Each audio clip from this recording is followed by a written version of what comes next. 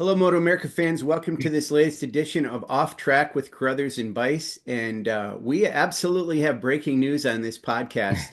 And it's great. And it's great because, I spoke to our guest today, Chase Black from Round Rock, Texas, who was racing in our Talent Cup championship a couple weeks ago. And we talked about having him on. I actually talked to his mom quite a bit too, as Paul would expect, because that's kind of what I do.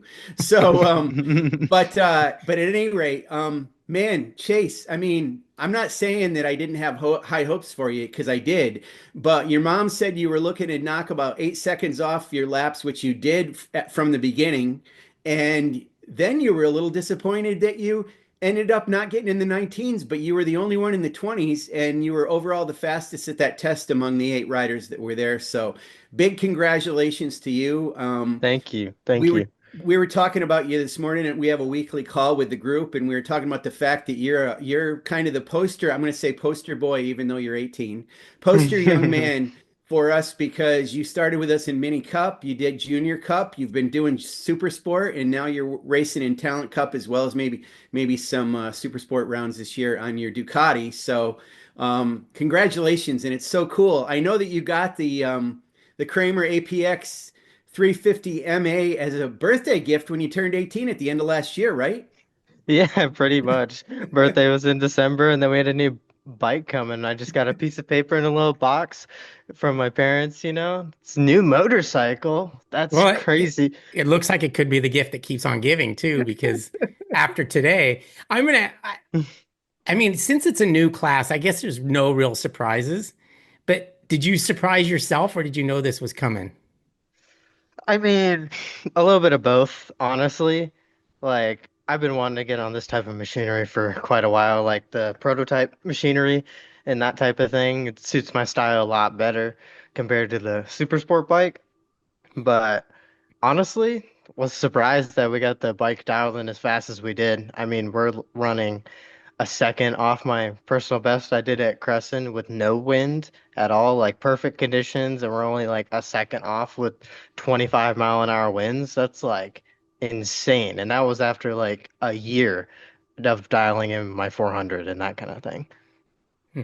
Yeah, it's interesting, Chase. So we heard from Jason Kingham, our timing and scoring person, that he wasn't even sure you guys were going to do that last 3.5 hour afternoon stint today because they were afraid it was going to be so super windy.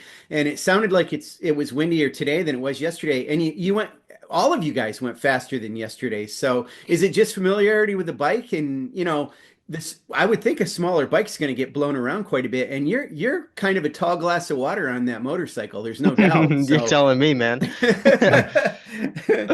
So tell us about that today. Was it an issue? I mean, did you have to fight that?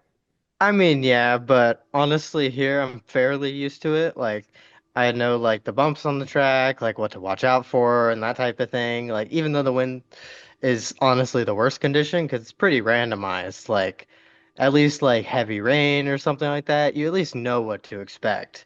Like, you test the limit of grip, and then that's it. The wind is like a whole different ball game. I've ridden here when it was like 30 or 40-mile-an-hour winds, where you're literally like leaned over on the straightaway and stuff like that. Like, it's insane. It definitely played huge factor into today, mostly with gearing. That's what actually caused me to go way faster in that last session. All we did was change gearing.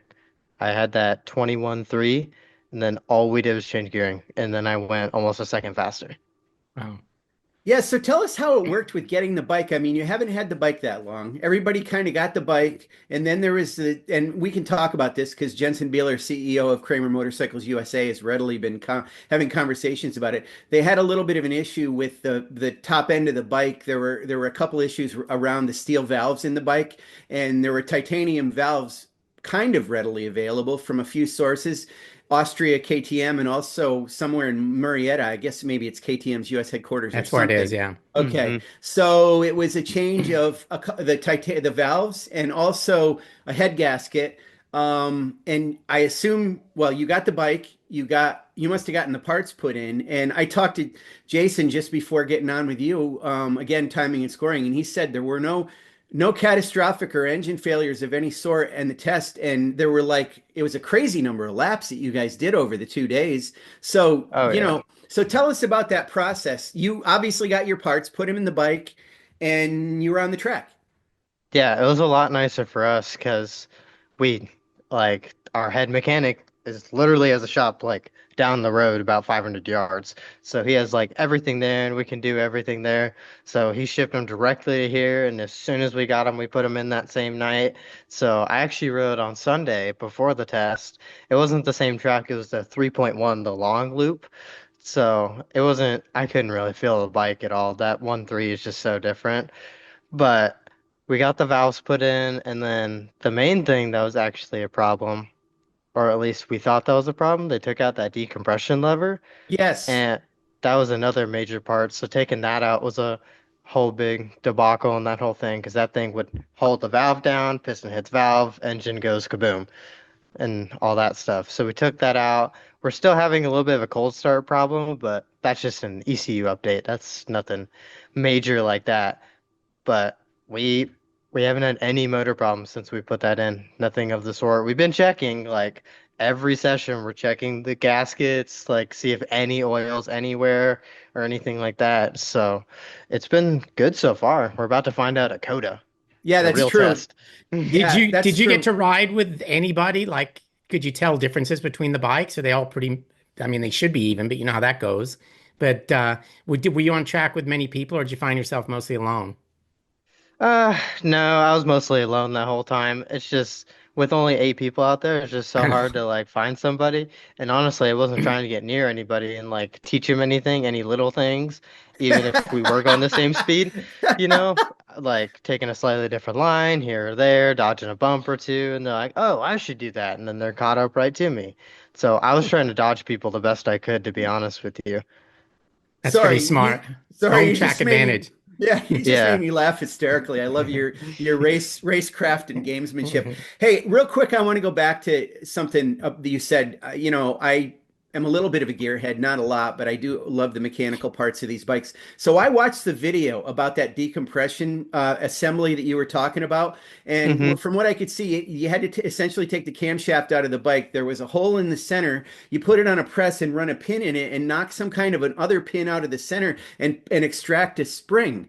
And I don't even understand what that was for, except you probably know. Was that to improve the oiling in the top end of the bike? It kind of kept that restriction out. Why did that have to be removed as well?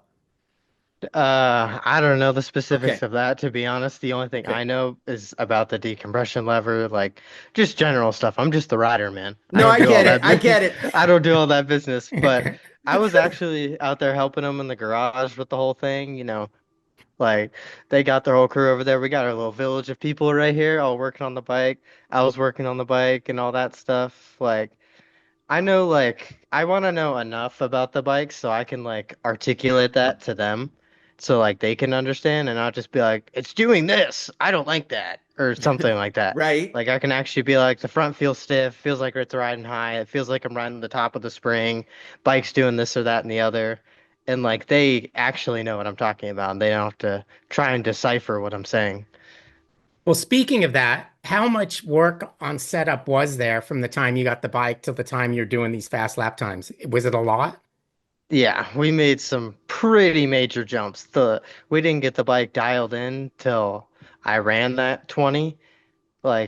It was like we were near the ballpark, but we weren't quite there yet. Um, we were making huge changes, big jumps in geometry, mostly. Suspension a little bit, but not huge. We already put a stiffer spring in there. We went from an 8.0 all the way to a 9.0 rear spring, so we went way stiffer in the rear than what it came with.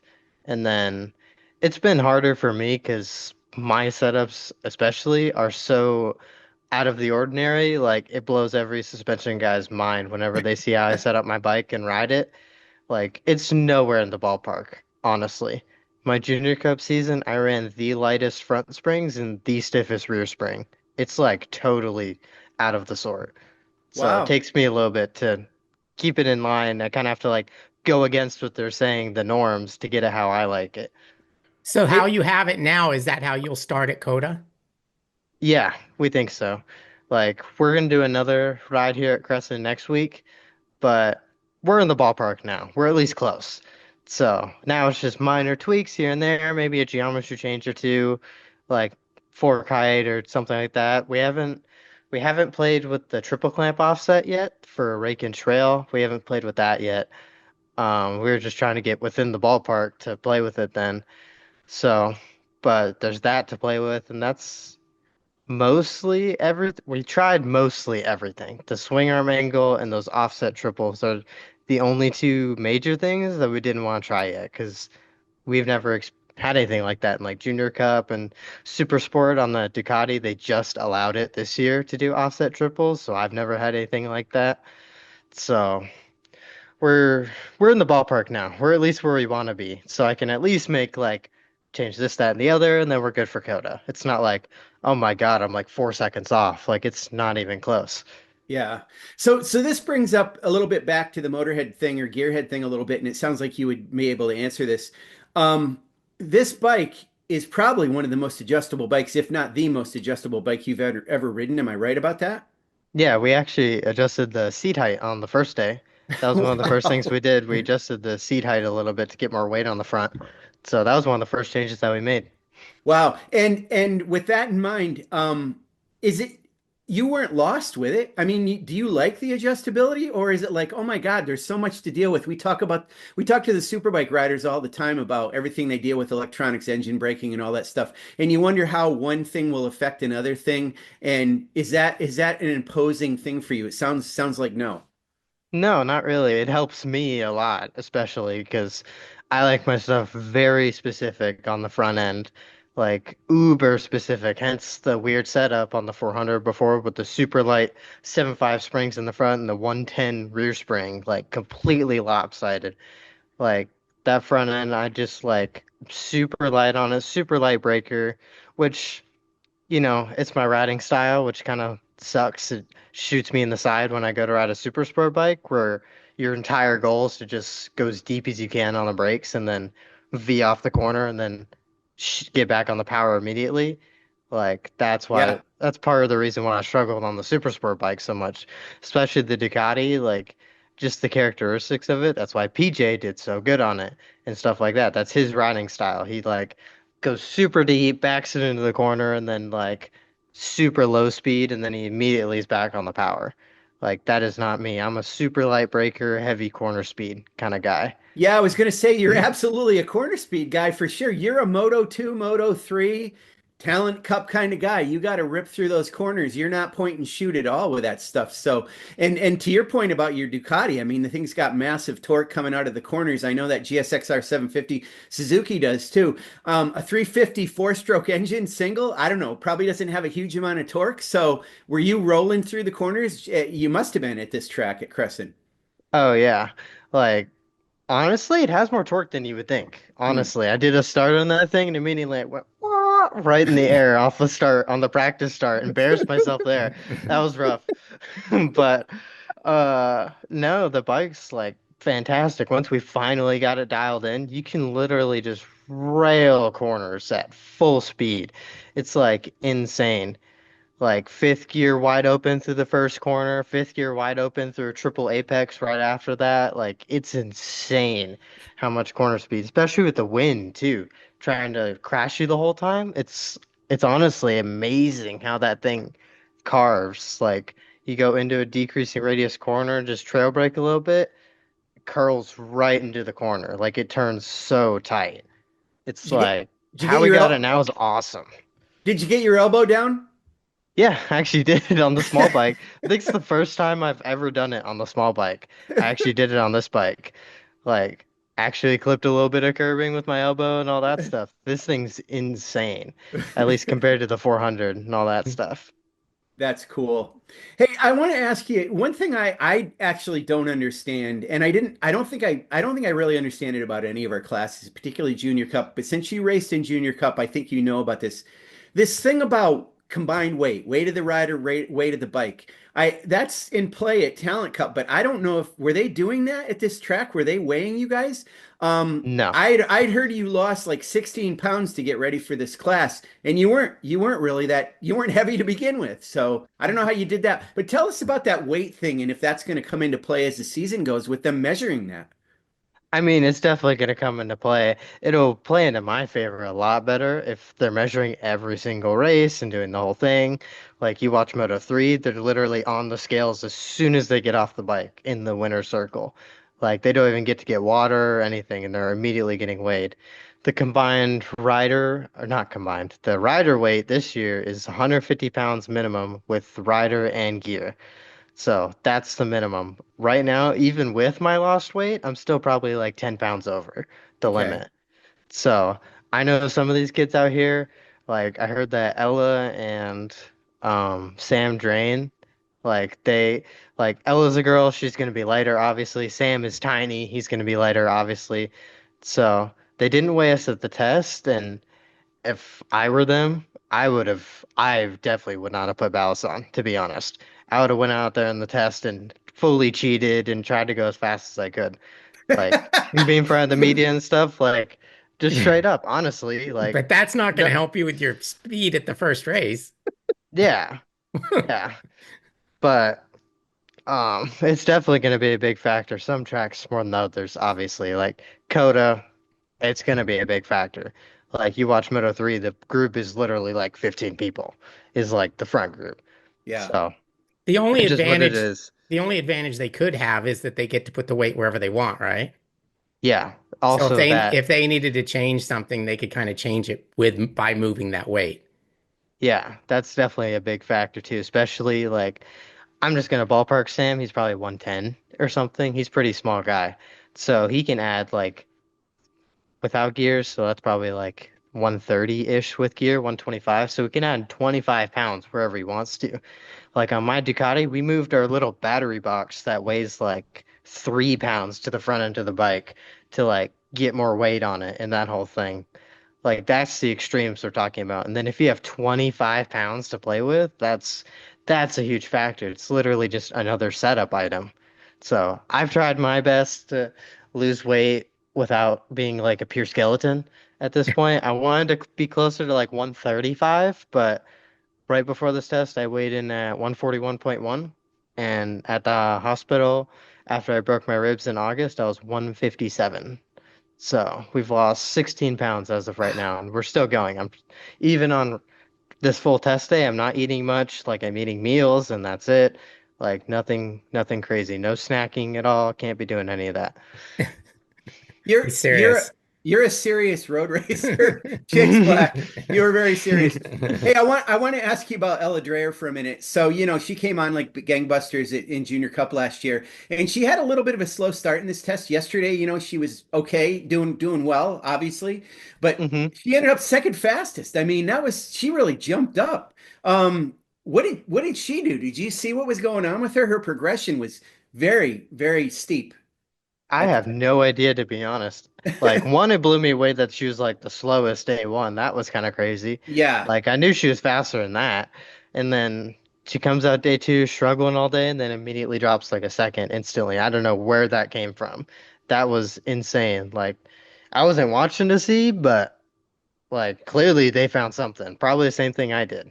Yeah, yeah. It's a good team. I mean, Melissa's been crew chiefing for a while, and they got some good people on that team. So it's probably like what you were doing. You were adjusting stuff. I did notice each day you waited a little while to come out, and it probably is because you were working on the bike. Is that what the case was? Yeah, partially true. One thing that did kind of suck, we couldn't get the pots working for this weekend, so we didn't have any suspension data, which was less than ideal. It's not a huge deal, but it kind of helps you get in the ballpark and that type of thing. You can just be like, not trying to decipher what I'm trying to say, and then you can just change your suspension and be like, oh, it's doing this and this and this, and like these corners, and he's saying the same thing, so you just change it. So that helps a lot. But we were working on the bike a lot, playing around with springs, like all kinds of suspension, geometry changes, which any kind of geometry change is something big, like swing arm angle, seat height, fork height, like triple offset. Like those are like huge changes that need like a full tear down of the bike.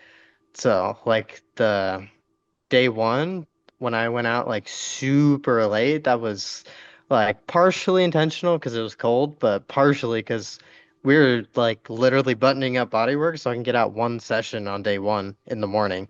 Like we got out 11:10 with 20 minutes left or 15 minutes left, and we were literally buttoning on bodywork as we were rolling in and out of the garage. We were just trying to get things sorted. We also heard about some things with the tires. So you're on Dunlops. The rear tire is different than I think they planned on having. As I understand it, it wraps around the rim a little better to help with more better lean angle and side grip. I think they're Japanese made Dunlops now, if I'm not mistaken. Can you tell, do you know about what's going on with the tires and can you explain it to us? Yeah, so they had the Dunlop factory in Buffalo that just shut down. Yes. So so that happened, and then they sent us these Japanese tires they had to sign a waiver for that we've never tried before. They're the exact same profile, but just different compound. That's the only difference. Like nothing crazy, same exact tire, just different compound. And that's literally it. So I personally like the Japanese tire a lot better, which is ironic because I did my fastest lap on the American tire, which Oh, is kind of strange. But the Japanese tire, I think it holds up a lot better. So when we run out of the American tires, which Tony said it'll be around mid-Ohio-ish, and then we can go to the Japanese tires, I'll like it a lot better. It does way better with holding up while it's getting tore up and that kind of thing. Like overall, the tire hooks up a lot better. It's not just like there and then it isn't. Like when it starts to get worn, you can get on the gas and it'll slide a little bit, but it won't slide out type of thing. So I think it just handles like that aspect a lot better, like on gas. But for actual like hot lapping when you're on a fresh tire anyway, it doesn't really make a difference. To be honest, it'll only make a difference in like a race scenario, I think. okay.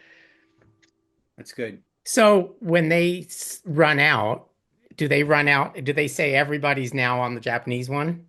Pretty Or much. so That's the whole deal. a guy can't save them and No, they did okay. that specifically. Like they radioed on the thing on the team radio like 3 or 4 times. Please bring back your Japanese tires and sign for them and account for them. Like they will not let you keep them. Those things are on lockdown until mid-Ohio. They let us try them for this. We only had 2 tires, 2 rears to try, and then we're already on the Japanese front, so it's just 1 tire anyway. Okay. But they gave us 2 tires to try for this, and then that was it. No matter the condition, they told us to bring him back no matter what. So nobody should have any Japanese tires. Is that For bike is that bike pretty easy on tires? honestly, not really, which is weird. Like it's partially Cresson too. Like these Texas tracks, like Eagles Canyon and Cresson, are typically a lot harder than tires on tires than your average racetrack, which is super strange. But they tore up quite a bit. Like we had to get our temps down and our warmers to bring it back in line and that type of thing. Um, they were getting tore up bad, honestly. Like not the edge, but like the center edge, I guess you can call it, on each side was getting destroyed because you have that long first turn, long second turn where it's wide open fifth gear. It just destroys that tire. Wow. Were you do you spin the rear tire on that bike? Not really. Yeah, I Only didn't when think it so. gets starts to get worn, but not intentionally anyway. Yeah. Yeah. I was surprised to hear you say, especially right off the start, just thinking back to Junior Cup, this was probably the case with you too, but I definitely remember a few years ago when Rocco Landers was in Junior Cup, and he would try to wheelie that bike on cool down laps by bouncing the front end and pulling it up. It was almost impossible. We could never do any wheelie Wednesdays with those bikes, but this bike lifts the front end, huh? Yeah, this bike Okay. has a ton of power, which I like a lot better because going back to the whole weight thing, you have everyone that's lighter than you and the whole thing. So like a heavier person that like myself appreciates that torque a lot better. That's partially why Tyler Scott did so good in Junior Cup. He had that RC 390, so he would come out of the corners just way harder than we could out of the corners. And what was it like? This surprised me too. I wasn't sure how it was going to go. We're used to being at Dunlop official tests where there's more than one class. This was a little different that it was only talent cups. So you guys had two sessions each day, a morning session and an afternoon session. The morning session was 2.5 hours. The afternoon session was 3.5 hours. I know you weren't out that whole time, but were you out a lot of that? I mean, did that seem like that's a ridiculous amount of time to be riding around? Yeah, we were pretty much on the bike, like on off. And then we had a couple times where we made big changes, and then I would rest for probably like 30 minutes ish or something like that. But every like other stint that we were trying, like I would do a stint for 15 minutes, come in for 15 minutes, if that, and then immediately go back out for 15 minutes, like back to back to back to back, like all day long. Now I haven't looked, but I guarantee, well, we know they're shorter than that, but I think the sessions at Coda are going to be pretty short. Is that Yeah. to your advantage or disadvantage based on how much time you've got on the bike and the fact that you seem like you've got it where you need it to be or close to? I don't know how everyone else is doing. Like, I haven't talked to anyone else here, honestly. So I don't know if they're well off or if they're just trying to get it dialed or anything like that. So, but I myself feel good. I feel like we're in a good spot. I've ridden Coda before in the super sport class and that sort of stuff. So home field advantage, and we've ridden it for super sport last year. So the little track time helps me out for sure. At least I would think so. Cody Cop might blow me out of the water at Coda, but we'll see. Well, right now it looks kind of fun because it's like road racers versus dirt trackers a little bit. So kind of Yeah, I know makes it four good. out of eight people were flat track. It It's was I know. insane. crazy. Yeah. Yeah, and of course, I mean, we're gonna have a few more joining the mix. I mean, Hank, sorry,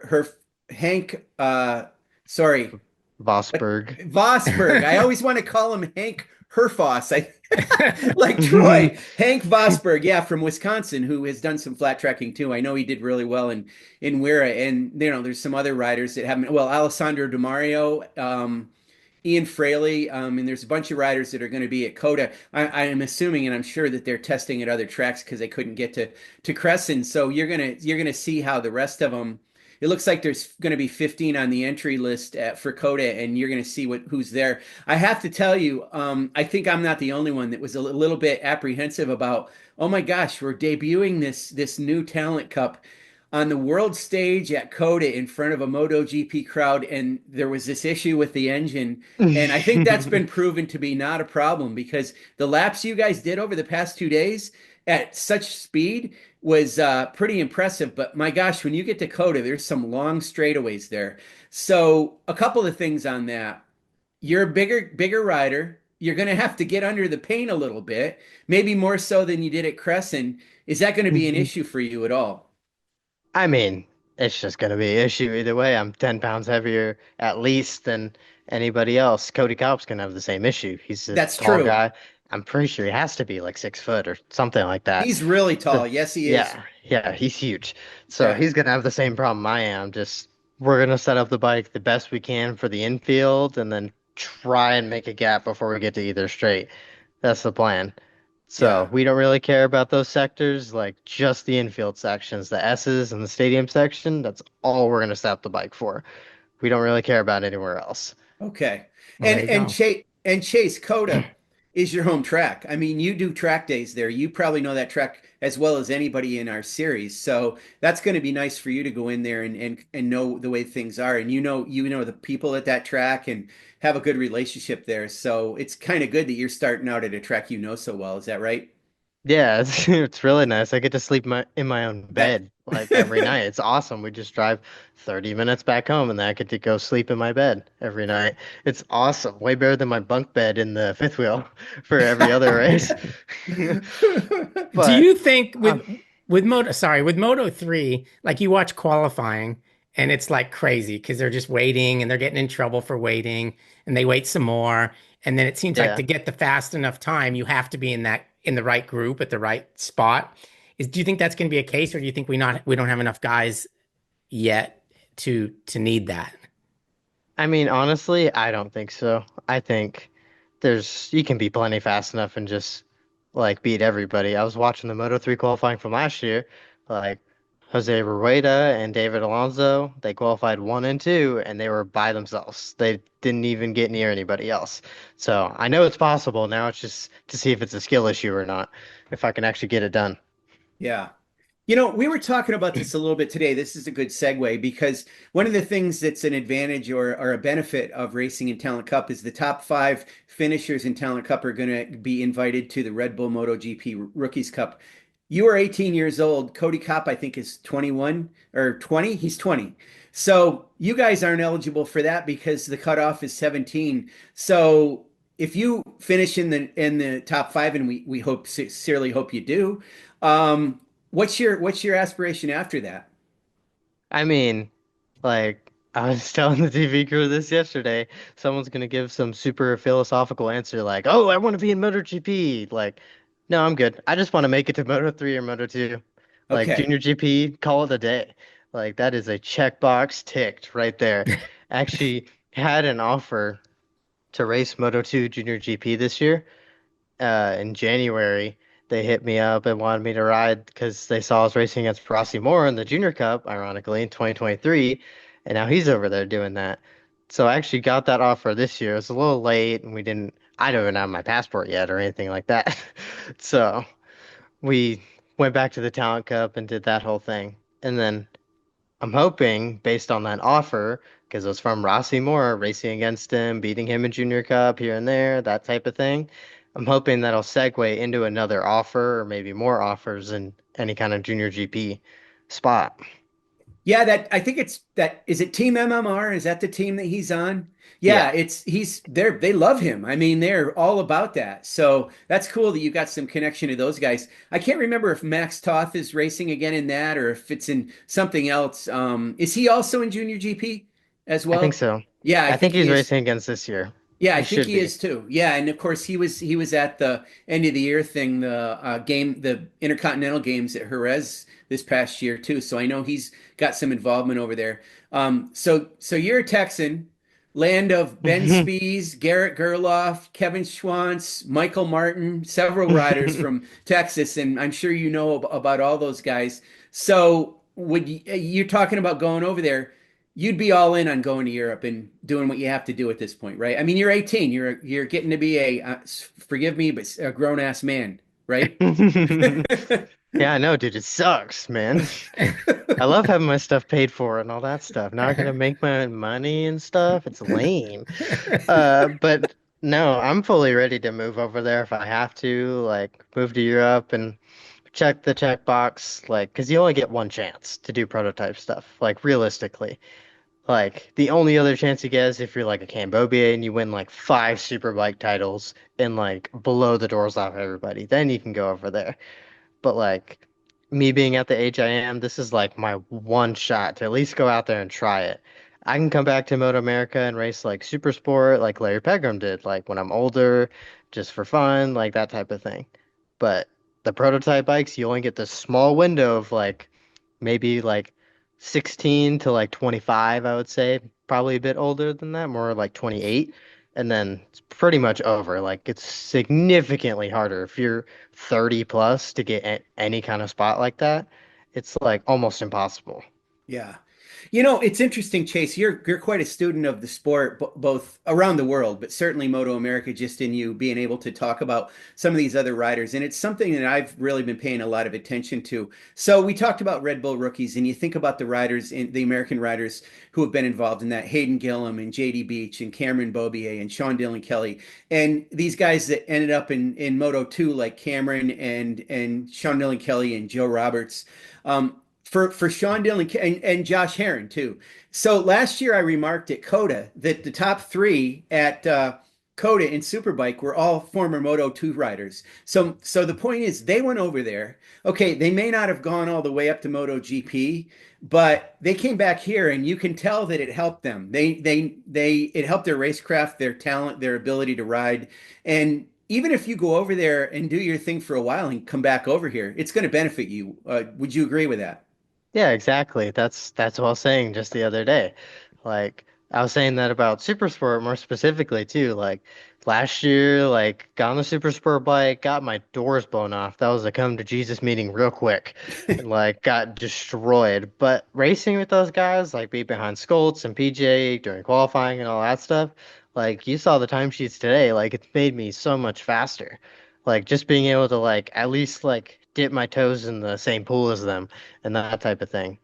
So it's helped me a lot just to be able to ride with them and see what real speed looks like. And vice versa to like Moto 2, Moto 3. Even if I don't do anything over there, like I'll at least be over there and see who's like really fast, who's Hmm. like the big dog over there and see what actual speed looks like. And then when I come over here, do what Sean Dillon Kelly did. Like went from Moto 2, struggled the whole time. Like it looked like he was washed up, came back to MotoAmerica, and he's like top three every race, like Yep. competing for race wins every time. Like Yeah. it's just such a more stacked field over there. It's insane. Yeah. Absolutely. You, you want to go, Paul? There he is. I thought he was Oh, locked No, up for a minute. okay. Oh, yeah. Just for a Yeah, I second. mean, that's the thing. I mean, like people say, oh, this is a perfect class if you want to go to Moto 2 or Moto 3 or Moto GP. But for those that don't necessarily have those goals, if they want to be super sport champion or superbike champion, this motorcycle is going to help them get to that point too. yeah, exactly. Like this prototype bike is like what you see in Superbike. Like these extra, going back to what we said before, these extra adjustment options are what all the Superbikes have. Like they're playing with swing arms and like seat height and all this stuff we are just talking about. Like in many more than I'm sure I don't even know about because I've never even talked to any of those guys like that. So it's way better stepping stone than Junior Cup. Because Junior Cup, you dip your toes in the water and it's decent, and then you immediately move up, and then you get with all the fast boys, and then just get obliterated. So Yeah. you're not quite ready, is your point, right? Yeah, yeah, exactly. But with the Talent Cup bike, it's closer to like a race bike that you'd have in those higher classes with those like factory-esque teams and those type of things, like Warhorse and Yamaha and all them. So it's way better stepping stones. So you can step into those teams and at least be like somewhat familiar. Like you're still going to be a fish out of water, but at least you're going to somewhat know what to do. Those Yeah. other teams that you talk about, some of those teams are actually having Talent Cup bikes. Were you offered any opportunity to join those teams, or were you set on doing your own thing from day one? I mean, at this point, it's honestly better if I do my own thing because we're privately funded now. Got International Power Services sponsoring me. They've been huge help. They dump so much money into this program. It's unbelievable. And he just helps me out so much that like we have our tight-knit group of people and that's all we need really, honestly. Like the higher classes, it gets a bit more technical because there's just certain parts they don't have access to and these other teams have, like that type of thing. So then it will probably be better, but for a class like this, like I think we're good where we are. I already have experience in the class, like with this specific group of people that I have with me. So it's nice to have the group of people that I need and then the funding on top of that, like just to do whatever we want to. Yeah. So you guys were doing fast laps over the past 2 days. You weren't racing. So I want to ask you what you're expecting because the thing about Junior Cup, it's crazy. It obviously takes talent, but there's also a lot of the luck. I mean, being in the right place at the right time in the draft on that final lap or that final corner, and you never know who's going to end up where they end up sometimes. And is that going to be like that in Talent Cup or is it going to be different? Mm, I don't think quite as much, honestly. There's just so more to get out of the bike rather than a 400 because it's just a production bike. Like there's much as you can get out of it and that's it. Yeah. And there's And not there's a much else bunch to of gain. people that can go that speed, Yeah, basically, that right? yeah, same thing. Like Moto 3 is like that, but the only reason it's like that because the bikes are slower and Yeah. it's just more stacked. So that's just the way it is. But the 400, like there's only so much speed you can get out of a production bike. Like Rocco is like the pinnacle of that. He was like a second faster than us in 2023, and that was pretty much all you can get, I would say. That is like almost perfect. riding around, this is not casting aspersions on the Kawasaki Ninja 400 because it's a great bike and did some great things for Junior Cup and advanced a lot of riders. But when you're riding that bike around compared to this Krämer, does that Ninja, does it bend? I mean, is it moving around? Do you feel the chassis flexing a lot more than obviously the Krämer doesn't do that? Describe the feeling between the two of them. That's one of the main things I talked about because honestly, the turning's fairly similar. Once we got dialed in, the Kramer carves way more than the 400 did. But the main thing I was talking about is like the 400 is like two like separate pieces, I would say. Like the front end and rear end feel like there's some separation while you're riding it. Like the front end's doing one thing, the rear end's doing another thing. But with the Kramer, it feels like it's one piece. It feels like when something happens, you can feel it through like the whole bike, like which is way nicer. Honestly, it doesn't feel like there's as much separation between rider and bike on the Kramer rather than the 400. Yeah. Hmm. You had mentioned your team and the supporters you have, and I want to mention somebody that actually I'm pretty fond of. He's a guy that is involved in our series now. Nate Sayer with Motivation USA, and his company's the US distributor for SC Project. He's been part of your program for a couple of years now. He's been a supporter of yours longer. I mean, he's now a title sponsor for us in Super Sport and Twins Cup, but you've had him for a while now. How did you get started with Nate and tell us about that relationship? I mean, honestly, that it came from Coda. We just go out there and do track days with all those guys, and then we get to talking and hanging out and all that stuff. And then before you know it, he's like sponsoring me for 5 years, like Wow. however long it's been. So, like now it's like he's like my friend, and that kind of Yeah. thing. So we can just go up and ask him like if he has something, and he's been super helpful. We just got airbag and boots from him, gave us a heavy discount on that. It's helped us out a ton with all that kind of stuff. Yeah, and I mean, man, he is so enthusiastic about MotoAmerica. I mean, he was all in on wanting to be a title sponsor of our one of our classes, and he ended up being now he's a title sponsor. His company is a title sponsor of two of our classes. So, really big shout out to him for what he's done, and it's cool that he's worked with you for a while.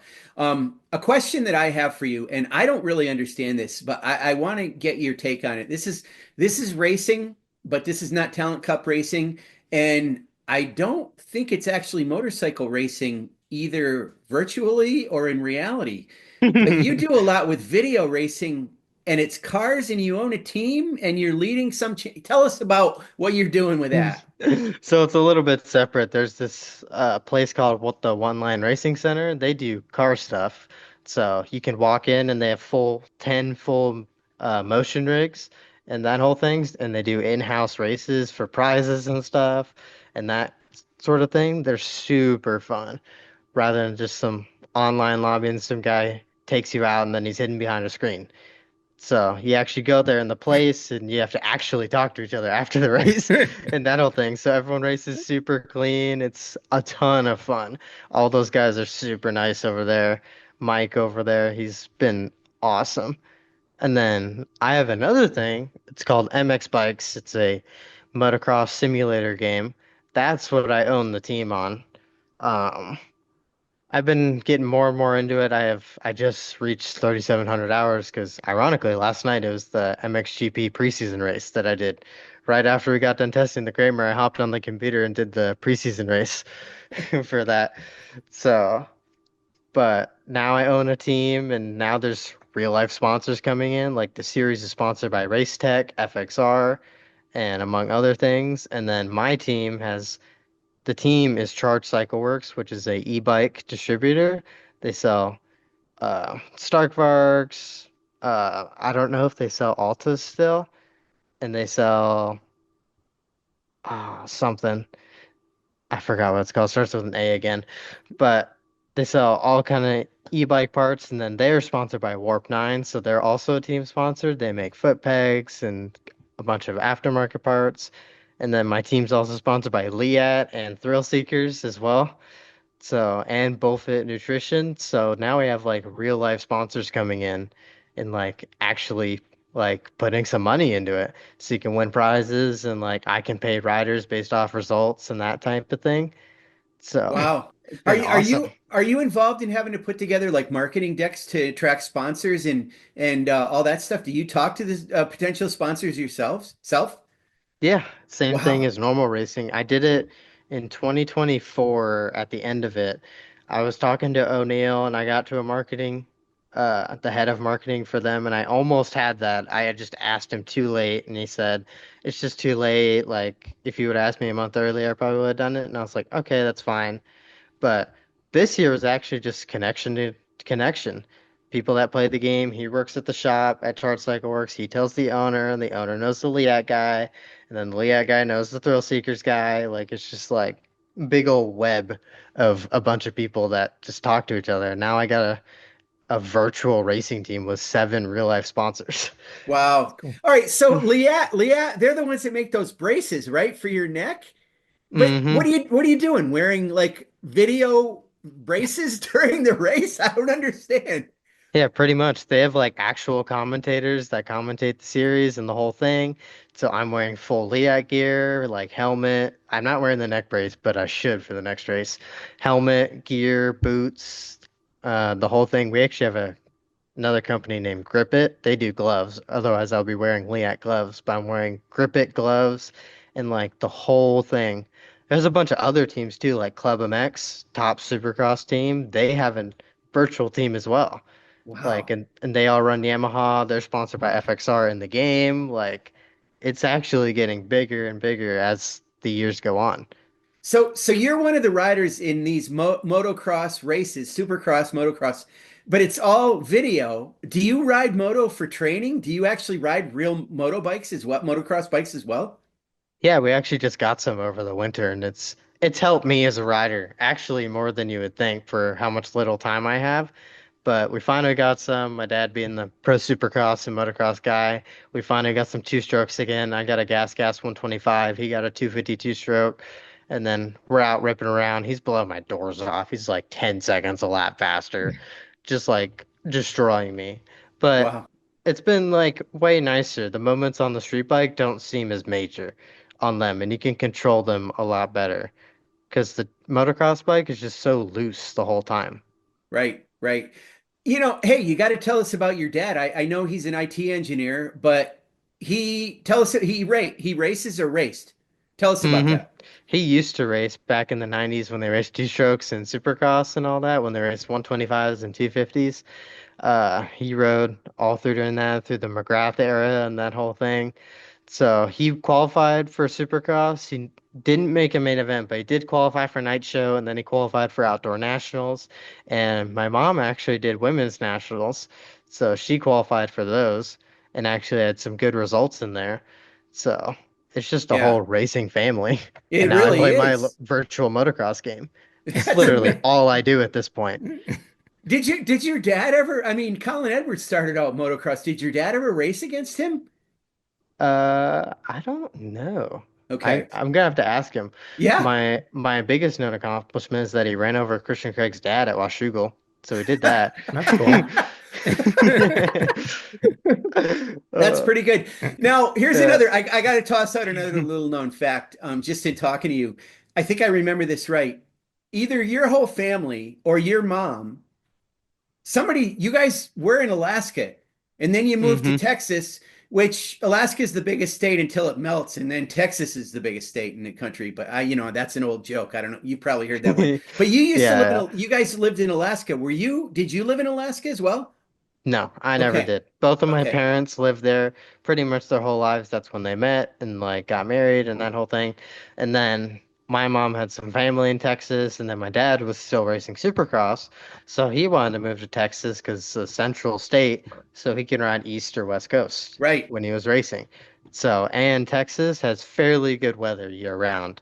It's kind of like California, just not nearly as expensive as California. So during the winter, when he was in Alaska, of course he can't ride. It's like snowy, it's like -10 outside, -20 outside, it's freezing out there. But now with Texas, he can actually go and ride and actually train properly. So that's why we originally moved here. My mom was pregnant with me when they moved here, so I've lived here my whole life. Yeah. Okay. That's pretty interesting. Wow. I mean, Alaska to Texas and now you're here and it's cool that your family is all in on this. I mean, so they're behind you 100% with what you're doing. If you do, if when you go to Europe, your parents have responsibilities here. They're probably not going to be able to go with you, are they? I mean, my mom owns her own accounting firm, so she works Okay. from her computer anyway. So Okay. location doesn't really matter at all.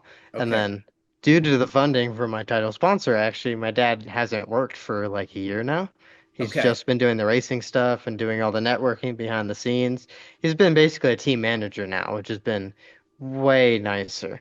Like he can just focus on that and then that's it. So we can actually have things sorted for upcoming rounds and getting parts ordered for the next race and stuff like that. Wow. Wow, All right, Chase Black Racing. I think we need to let him go drink some champagne. Yeah, yeah. Have you seen? I don't think he's going to celebrate, Paul. He's actually not happy he didn't No, get he's a gonna play a 19. video. He's gonna play a video game. Yeah, I know. I'm gonna go do my racing and all that. But You, dude, you, that's like all I do at this point. I literally go to the track, come home, get on my video game, and I race on there. And then I do graphic design too and make suspension for the game. It has the same clicker, spring rate, compression rebound, floor coil, all that wow, stuff. And people pay me for those services. So I make money off of graphics, suspension, and all that stuff. wow. That's really cool, It's Chase. so much different than our Pac-Man, Sean. Yeah. Oh, Donkey Kong was about the best I could ever do, but that's really impressive, Chase. And I love how what you're doing, it all kind of contributes to your racing, clearly. I mean, you can see there's a lot of stuff with racecraft or strategy that can be done in a lot of ways. So it's cool that you're that well-rounded with what you're doing. And you're having fun. Listen, I know you wanted a 19, but you got to be pretty stoked about how it went the past couple of days, aren't you? Oh yeah, I mean, P1's always nice. It's nice to actually finally win something for once and all that stuff. It's been my kryptonite online and offline. I just got my first virtual win this year after getting my first podium 2 years ago. So Yeah. it's so nice to finally win something. It just gets me all giddy finally getting to do something like that. Well, congratulations, and Yeah. we're gonna see you in a couple of weeks when we play for real, and Oh yeah. hopefully your good fortune Yeah. continues, and we see you down there on the podium. Oh yeah. And then honestly with the online stuff too, it helps with my personal stuff, like just for content creation. Yeah. Because Oh yeah, I would think I so. can like I can like turn my stream on. Now it's gonna be twice a week, Friday, Mondays when the races are. Like people that I meet in real life can chat with me in the chat room. Like I'm pulling 70 to 50 viewers the whole time. So I'm making money off of Twitch too, and then people can come chat with me and like see like my real self rather than the like social media Instagram presence that they see and see what I actually look like just playing video games like a normal person. That's cool. Hey, Chase, real quick, one quick thing, Paul, I want to ask. So you mentioned, you were in Super Sport. You still got your Ducati Panigale V2. You're not going to race the full season. I don't think you're going to race it in Super Sport at Barber, but you might do a couple rounds this year, see how it goes. Do you have any plans? Can you tell us what rounds you might race that bike? Yeah, we're just gonna race all the off rounds. I just Yeah. didn't want to do both bikes in the same round so I can be 100% focused on the Talent Cup bike. I already did that before with Junior Cup and Twins Cup, but it's even more extreme now because the Talent Cup, we're basically doing R&D for that bike. So I have to be 100% focused on getting that thing set up and all that. So any weekend that Talent Cup isn't there, I'll be on the Super Sport bike. Okay, So so Road you Atlanta will be my round one for Super Sport. okay, great. So you'll be at every one of our rounds this year, either on the Talent Cup bike or on the Ducati and Super Sport. That's cool. Yeah, Okay. I'll be at every round. So, Okay, excellent. All right. Well, you're All right. awesome, Chase. Good to talk to you and congrats. yeah, Yeah. Really. thank you. I appreciate it, man. I'm gonna go celebrate with the family, make some champagne, pop some champagne, all that stuff. All right. Well, enjoy it. Thank you. Thank, Very thank you. cool.